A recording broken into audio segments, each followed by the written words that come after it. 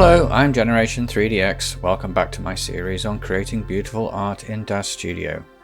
In this sixth part to the series, we'll be diving into materials and surfaces. The surfaces which cover meshes in 3D applications such as DAZ are a big subject, and to a beginner can seem bewildering. The reason for this is that the drive to make realistic modeling of human bodies today has produced considerable complexity. So in this video, I will limit the discussion to the essentials that you need to know to make adjustments to your character, as well as changing the colors of clothing, hair, and environment. The 3D modeling and render space today has common standards and concepts, so much of what is outlined here you may already be familiar with, or can be applied to applications such as Blender or Unity. So let's get started. Today we're joined by Kayla, the blonde California girl. California dreaming indeed. She is going to assist us as we look at her surfaces. And so let's go straight away into the surfaces tab, and we'll select Kayla. Okay, and here is Kayla here. So we drag this hierarchy here and look at the surfaces. So here we can see all her surfaces are here. Okay, you have ones which are grouped, which can, such as skin, will group the actual surfaces are here. Okay, but you have these little groupings here, which will actually target all the skin surfaces, because there are only 1, 2, 3, 4, 5. There are 5 skin surfaces, and the other surfaces are not skin. They're something else. For instance, you have nails here, the fingernails and the toenails, and you have things like the cornea. There's actually quite a few that relate to the eye, cornea, iris, pupil, and so on. There's a separate one for mouth, which is what is inside the mouth, the teeth and the inside of the mouth, and we have lips as a separate one as well. Sclera is also another eye one, and you can see teeth there. Right, so these are all your different surfaces. Okay, and as a quick pro tip, there is a mode here called the Surface Selection tool, and you can click on this and it'll highlight, as you hover your mouse over it, it'll highlight which of the surfaces is that you're looking at. Because you can see this is Kayla's torso here. Here are legs, arms, and there's in the case of Genesis 8, the torso also encompasses the neck as well. In Genesis 8.1, it's called body, and it has a separate one called head. But this is Genesis 8, so we go straight from torso to face. Okay, and you can see here all the different surfaces that relate to her eyes. And the one that we just had selected a minute ago, which was the mouth, should get that back, and that is highlighted there. So if you move your surface selection around here, it'll tell you which one you're looking at. Okay, so it's a very useful tool to have if you're actually working on surfaces and you need to particularly find one here. So that's a surface selection tool. Okay, so that is her actual body itself. Now you'll see here she's got some hair, and we've obviously put some clothing on so we don't go to prison.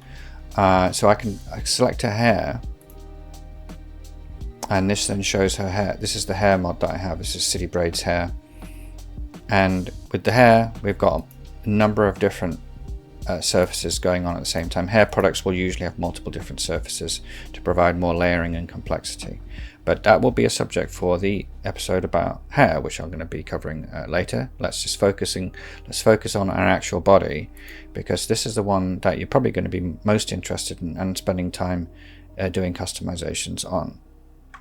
Now, with her torso selected, you'll see on the right hand side a seemingly just bewildering number of dials with all these strange words like specular, diffuse, glossy, anisotropy, refraction, bump, normal, and so on.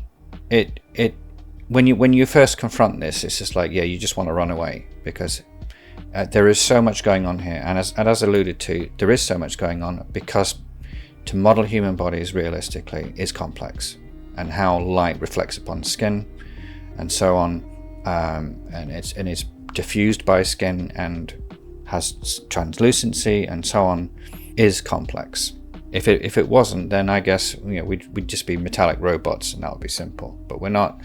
We are organic, and that's just how we are. And one is always striving toward realism, unless one is going down an anime or manga route, in which case, yeah, that's cartoonish. But for me, I focus on photorealism. The iRay, the NVIDIA iRay renderer is a photorealist renderer, and so this is why we have this level of complexity. So to model human skin, it requires a combination of shaders. Now, what is a shader? A shader is a program that defines how light interacts with the surface of an object. It controls the appearance of textures, colors, and other surface properties. For simple objects such as glass, mirrors, fabrics, even concrete, the shaders are relatively simple. So in the case of a glass, you would just have what's called a refractive shader, which allows light to pass through the object and be bent as a result of the bending of the light rays in the glass. In terms of a mirror, you will have a reflective shader, and so forth. In the case of fabrics, because they tend to diffuse light and cause light scattering in all sorts of different directions, fabrics are usually sufficient to use a diffuse shader, unless of course it's a shimmering fabric, in which case then you have to add another shader which relates to how that surface could do more focused reflecting. So again, it's a very complex subject, so let's just try to keep this within the reservation here. So going back to her torso, okay, we first have this thing called a base mixing, and this is almost always the same across all different characters that you'll buy on the marketplace. They use this thing called a PBR, which is a physically based renderer, and it uses the metallicity, roughness emphasis. Okay, the first thing we have is this thing called base color. Now you see with base color we have two parts. Okay, we have the UV map, which is an actual a bitmap that an artist, a character artist, has worked on to make what looks like a human body. Okay, so you'll have skin color will be different in different areas, anatomical details which we can't really talk about here on YouTube, but you can gather what I'm talking about, and they are blurred out here for obvious reasons. These are what the digital art, the character artists are there to emphasize in terms of their quality. Okay, in addition to the bitmap, or UV map as it's called, you have a color. Okay, so you can have a base color in addition to that UV map. If I was to get rid of the UV map now and just go for none, so you click on that and you go to none, and you see what's happened. So we've lost that information that the artists had done in order to actually provide a basic skin color. So we'll just undo that. Conversely, you can change the color that is overlaid on top of it. For instance, let's say we wanted to turn her into some kind of blue Star Trek girl. Okay, so what that's done, you see, it hasn't made it completely blue. It's kind of merging the two together.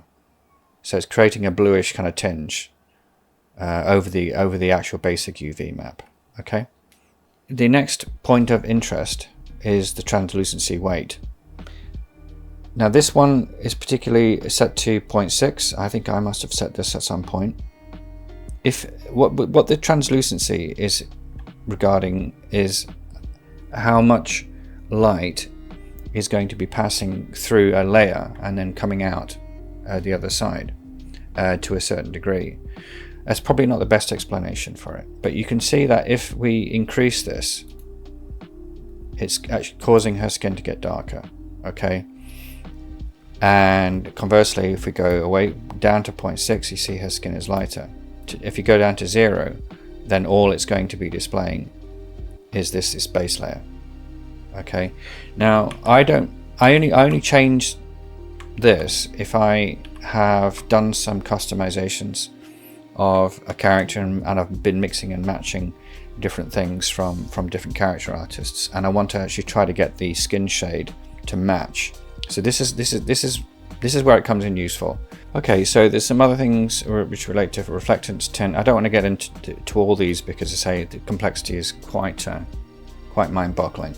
But this is the next thing that you're going to be interested in, and this is relating to what's called specular. A specular shader defines how reflective the surface is by simulating highlights and shiny spots where light hits the surface directly. So this, when we say specular, we're getting into shininess. Okay, now you have this thing called dual lobe, which is particularly useful for skin. And what it does, it has two different lobes. This one is the first lobe is a more focused light reflection and shininess, and this one's a more of a diffuse kind of shininess. So a combination of the two and a weighting that you apply between one and the other will determine how realistic you can get that skin to look. If we just do a zoom in on the camera here, so if I was to, for instance, change these, put both roughnesses down to 0. Okay, now we can see you see what's happened now is that it's made it very, very shiny. So 0 is maximum shininess, okay, and 1 would be not shiny at all. So 1 would produce very, very dry looking skin, and 0 would produce skin that has been covered in baby oil, if you're into that kind of thing. But this is a family channel, so let's keep it nice and clean. Okay, so let me just undo those changes and get them back to what they were. There are figures here which I have set based upon some research that I did using some AI help that I got from ChatGPT, and it made some suggestions about which numbers to use. I'll go over those final numbers at the end because there's a little bit more to cover on that as well. So that's roughly the whole concept of shininess, skin, and as applies to a surface, and it's very important to get these right in order to model the shininess of skin. Now, some skin shaders will come with a glossy layer. This one in particular doesn't, and so it's not essential. Okay, so glossy is another path that can be used. It's just worth bearing in mind that it does exist. I don't think it actually does make a difference here. So if I was to make that more glossy, then suddenly something looks a little bit odd there. It almost looks like robotic, like some kind of robotic metallic thing. So we're not gonna mess with that. But just be aware that glossy is another layer that can be used, or an alternative layer to the ones that we have.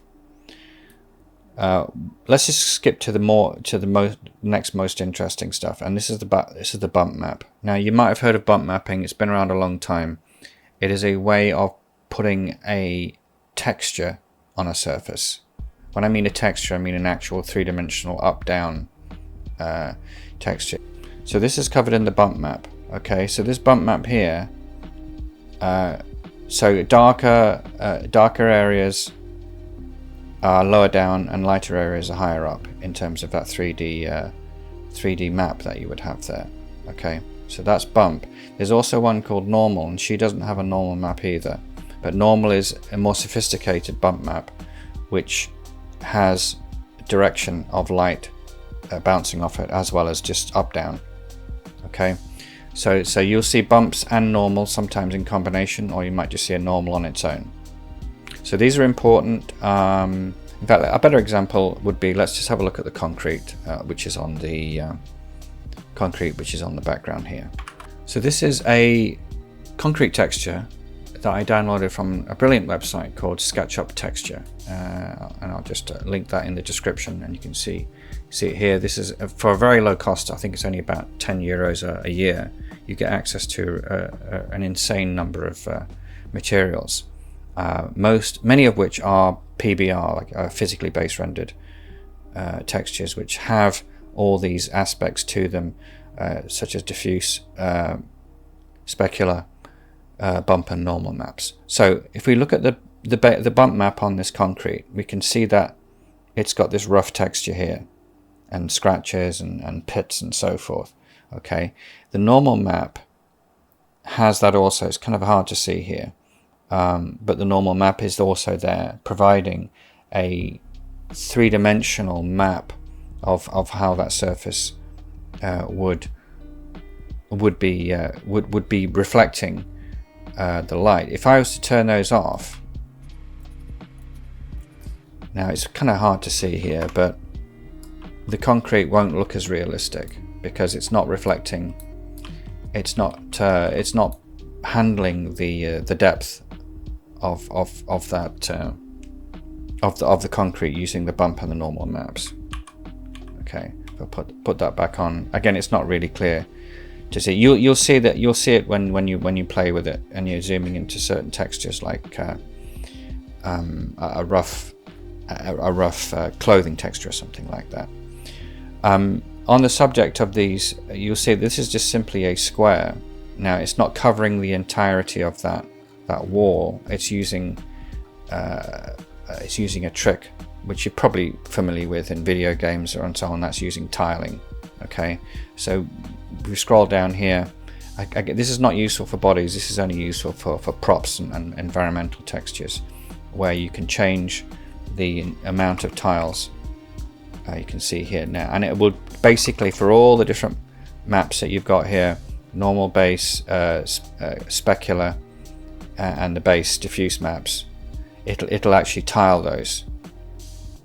So with 10, you can see it's now a very, very fine texture. If I was to just use 1, oops, not 0. Yeah, so that doesn't look right, does it? So for concrete that's been poured and set into a wall, did I originally have it as a 5, was it, or 10? I can't remember. It was actually 3. Yeah, anyway, that's the one I picked, and so you can experiment with this in terms of tiling. Okay, so going back to Kayla's surface, her torso, where we're looking at, so we covered bump. She didn't have a normal map, and there are other ones which relate to metallic flakes. They don't relate to skin. A top coat doesn't really relate to skin either. These are more for nails, when you're working on nails, because they have more interesting effects associated with nails. Right, there is another one, an important one, called SSS. What is SSS? It's subsurface scattering. Subsurface scattering is a shader that was designed specifically for human skin to provide. If you ever look at your hand with a flashlight or a very bright light behind your hand, you get these pink halos around your fingers. That is subsurface scattering. It's where the light is actually shining through your skin. Ears is another good one as well. So if you shine a bright light behind somebody's ears, you get this kind of pinkish effect. So that is an essential modeling tool for human skin to make it look realistic. It's very obvious in those examples I just gave, but it's very, very subtle in terms of how light will interact and reflect off skin and bounce through it, and when it bounces back, it will tend to come back with a different transmitted color. In this case, I'm not sure why it's bluish here, but it is. Okay, so that's SSS, that's subsurface scattering, and it's purely a shader for human skin. Right, so if we have a look around Kayla, if we look at how the skin and the light is how the light is reflecting on her skin. Let's just see how realistic that looks. So here we can see we have a very bright light here, which is actually a fill light. So the way that fill light, you can see that at shallow angles, the skin is actually reflecting the light directly. That is an aspect of human skin, and that's just one of the complexities of how it works. So that is actually modeled pretty accurately. If the light is shining directly on the skin, it's obviously it has more of a matte appearance. Okay, we can see that. Oh, and here you can actually see that bump texturing that I was talking about, because if I turn off that bump, yeah, it's gone, you see. So now you just see the basic texture without any bumping. Put the bump on, and actually that's why it looked a little bit strange, because it was set to a 3. It shouldn't be set to 3. In this case, it's just the default 1, so it's a more of a milder effect. So it creates a slightly a bumping effect on the skin. Anyway, so you can see there's more of a matte effect there. Okay, so again we have a backlight here. See where we have the backlight? It's covered in my lighting, 3-point lighting. Now that looks a little bit too shiny there. So one could argue that the settings are not quite perfect. Which surface is that? I think that is her torso. So one could, if in seeing that, one might think, yeah, that's a little bit too shiny. So what we would do is we would go to these specular lobes here. Okay, so again, specular relates to shiny. So if we say set that to 50 and 70, that's better. This is a different surface. This is a surface which is an anatomical surface, which I can't talk about. But what I can do is I can copy that to this other anatomical surface here. And yeah, so that is actually, that looks better. So I'm not sure quite why I had those settings as they are, because one could argue that it was a little too shiny. Okay, so that is one example of adjusting the specular settings. There might be there might just be a particular lighting condition where you want to kind of emphasize shininess in a better way. So again, if we set these to very low values, you can see you get that very oily looking effect, which might be applicable if you have a certain inclination in that direction. Okay, so let's talk a little bit about eyes, because eyes are another area that you're going to be interested in. So we can see that she's obviously blue-eyed, and that's come through from if you remember my episode on characters. If we just bring up Kayla's character in the content library, so we can see we can change her eye color directly by these presets. So a character artist will always provide some basic presets. Okay, I think that's the one I use, and we'll see that this is changing when we change those, because I've got her irises selected. If I go once again, go over onto you can see this is her iris surface there. Okay, you have another one which is, for some reason I can't select it, but it's sclera. Sclera is the white part of the eye. And pupil, which I have never actually had a use for, because I mean, to me it's always just been black. But if anybody else has any comment on that, let me know in the comments. So with her irises selected, we can see that her base color is this file here. So it's RN Kayla eyes color D1002. If I change that with her selected to brown,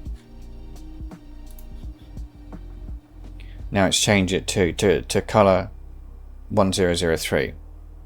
Okay, so you can actually kind of look at that directory by clicking on it, and you see these are all the different materials that relate to what the character artist has put together in the package when selling that character. So here we have the different eye colors here. Okay, you got blue, gray, brown, and some other colors. Okay, you also have the other UV maps that we spoke about, such as the torso maps, including specular maps. Oh, there is actually a normal map there. Why on earth was that not on? I actually don't quite know. Anyway, and you have some other makeup maps here. I'm going to talk about makeup probably in another video, because it's kind of its own thing. Yeah, and here you have the face specular map. So here you you'll see that different parts of the face are more shiny than others. Okay, for instance, the tip of the nose is usually much shinier than say, I don't know, the cheek. Okay, so this is an introduction into the world of the files that the character artist has used to build that body. Okay, so you just need to spend some time playing around with this and understanding and seeing how they different work. But essentially, they come from the maps. You select the map here, so I could actually click on that and physically change that to blue. Okay, now the problem is that other one, the translucency, is still on the other color. Okay, so in theory I would actually then have to change this one to 1001, and I think these other ones, yeah, so these are just the specular maps, so we don't have to be concerned about those. But normally you would just be content to select one from the character artist itself and live with that. Now you could get more creative and decide that she wanted to give some pink, so that would have the pink going over the top now of that, over the top of the map. Remember we did that before with the skin. When we made the skin blue, you could do that with the eyes as well. So if you're looking for potentially a customization of eye color, that is one way to do it. And you can also mix and match different eyes with different characters. So I could, for instance, go to Marcus Gabb's Junifer, and I could give her Junifer eyes. Because sometimes you might find, as you're customizing your character, that you don't really like the eyes that came with that character. And I actually have done that. I did that with Sansa. Sansa I didn't really like her eyes, so I gave her Victoria eyes from Victoria 8.1. Okay, so now we can see with the irises here, it's gone over to, in fact, what Marcus Gabb has done here, the character artist, he's actually just got a grayscale map and he's applying a color to it. So you see that? So if I were to make her eyes different, it's the same basic map, but with a different overlay. Okay, so that's another way that our artists can actually do that. So here you see that it's a very vivid green. So well, I didn't really want a vivid green. I wanted a more subtle greyish green, perhaps with a bit more realism, and make it slightly darker. So there you can literally have the exact eyes that you want by doing a combination of changing the character artist's eyes to a different character and then tweaking it with the base color. Okay, so let's look at this bikini that she's wearing. Now if I was to select the product, again, another convenient way is to click on the product using the surface selector, and it's a quick way if you can't find in the hierarchy where it is, you can bring it up that way. Okay, so now if I go to surfaces, you have the editor here, but you also have this thing called presets. Now with presets, you usually have to kind of tinker around to find sometimes in materials or whatever, but in the presets tab, it's a quick link to take you to where the clothing artist has actually provided the preset values. So here you could just change the whole thing. There's a little script here which would change both the top and bottom to aqua, or to black, red, lavender, and so forth. Okay, or if you just wanted to edit, if you were crazy, you would maybe want to give her a different top to a different bottom. So that's got her top there, and the bottom is here. You see, it's a separate. Okay, so that is a quick way to select a default setting that the clothing artist has given you. You can further customize it if you go back to the editor.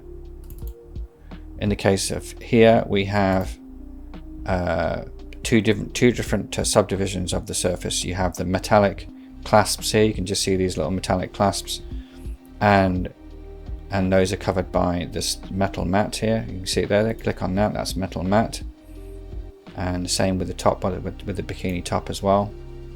Barely select that. There it is. So that has.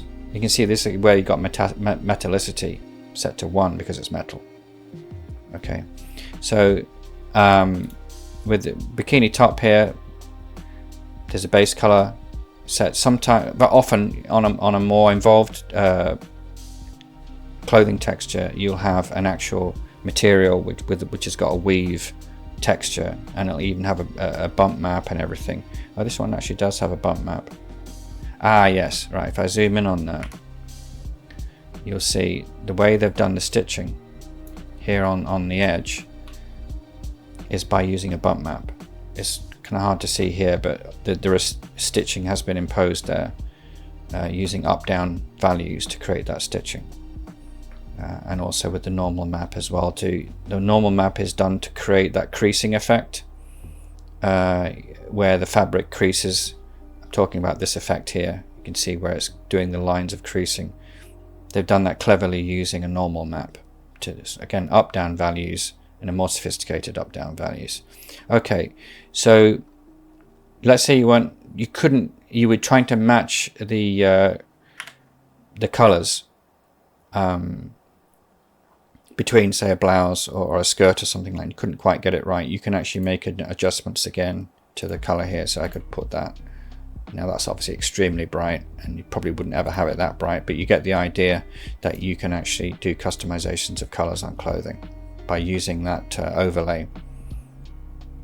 Okay, so yeah, you see that you're after a particular shade of pink, and that was how you do it. Now, in order to get that custom color to match, in this case, you don't want to actually do a copy, because you copy selected surfaces. If I was to copy that to the bottom, we don't want that, because if I was to paste that, you can see what's happened is that it's gone and pasted the bikini top stitching bump map onto the bikini bottom, and we certainly don't want that. Okay, so you would undo that and go back to the top. So what you would just need to do is make a note of that value there. So we've got an RGB of 255.129201, and go to the bottom, and then just duplicate that number.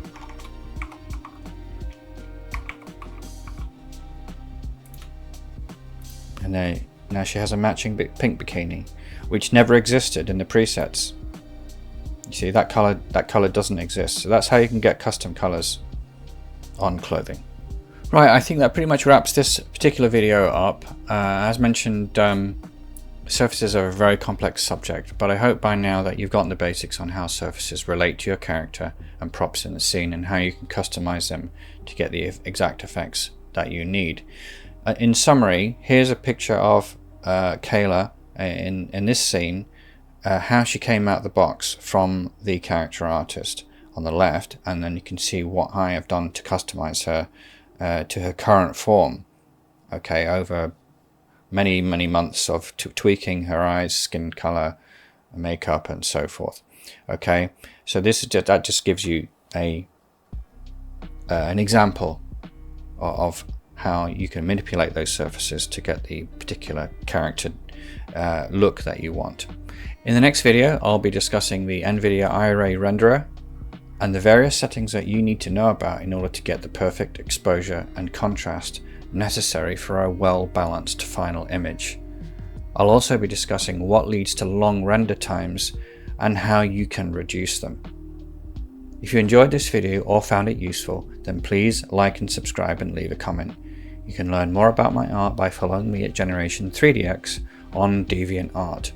I'll see you in the next video.